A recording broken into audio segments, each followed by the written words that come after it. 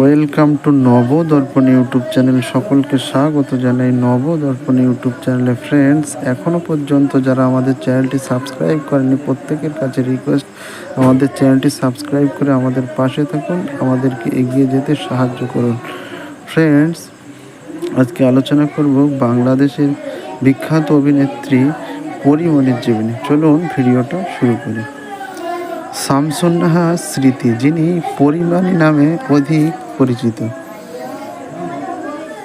একজন বাংলাদেশি মডেল অভিনেত্রী।